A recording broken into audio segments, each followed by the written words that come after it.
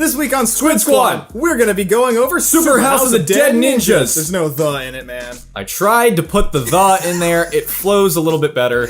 But overall, I'd say that this is a very challenging, procedurally generated platform, if I had to sum it up in one sentence. Yeah. There's a lot of goods to this game, but there's also a few downsides, unfortunately, which we will be going on. Shit. What? You're messing up the entire review, which we'll be going over in the next few minutes.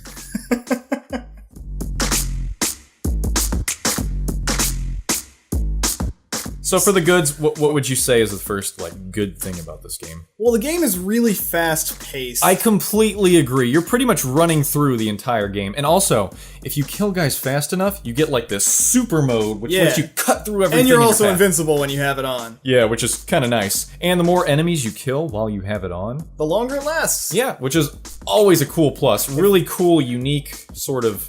Okay, maybe not unique, but it's pretty cool and it's enjoyable to cut through all these guys. If you enjoy slaughtering a ton of guys, you're probably gonna love this game. It's also really gory, too. Yes, it is extremely so satisfying when you kill someone. I love it.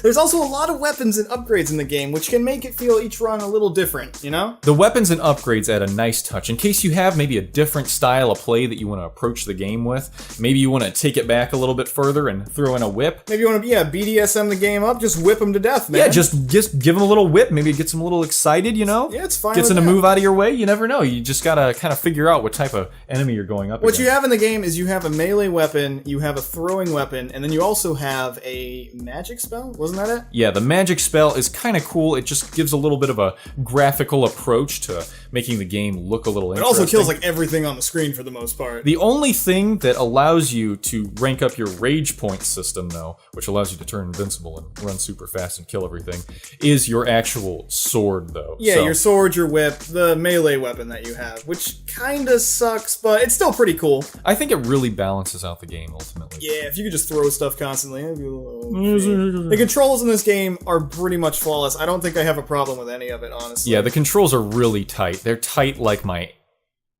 Another really cool thing about this game is it is procedurally generated, so each run is going to feel pretty unique compared to the other ones. It's not completely different each time. It may get a little repetitive after several plays through, and you may see some similarities. Actually, the enemies pretty much all progress in the same way of difficulty as you go down, so you don't really get much of a change, but it's enough to make each run feel unique. Yeah. So that's pretty much everything we have to say for the good of this game. It's really fun, fast-paced, lots of weapons and upgrades, tight controls, and it's procedurally generated, so it is going to be a little different with each Moving run. on to the bad!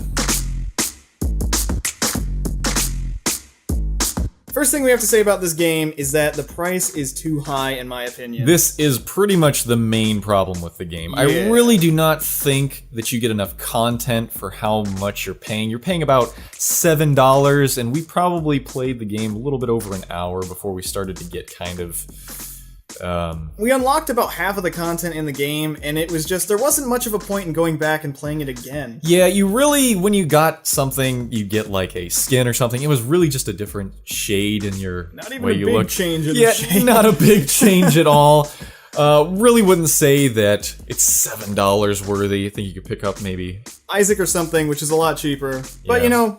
It's still a really fun game, though. Upgrades aren't that noticeable either, which kind of sucks. While there are a lot of things to upgrade, like different weapons, different throwing weapons, they don't really change it that much. They're just kind of like a facade that makes you think that you're getting more for your buck, but in reality, they're pretty similar to each other, and they don't really add a whole lot to the game. Although the whip and then say the sword, it is a pretty big difference, but it's not a huge enough difference to really change the way you play completely. Yeah. Also, another problem with this game is the fact that there really is not much replayability, which we already kind of talked about with the upgrades not being that noticeable, and it's somewhat repetitive. If you really wanted, I guess you could try speed running this game or something, but pretty much after you beat it, which we were kind of able to get far enough to beat it within the first 45 minutes of play. After that, I really wouldn't want to go back through it all again. There's 3 bosses in the game, I think. There's 3, right? And then the 4th one when you kill the 3rd one. But they're always the same. They don't change. Overall, I'd say this game passes, but mainly the real problem with it is it's a little bit too high on the price scale for...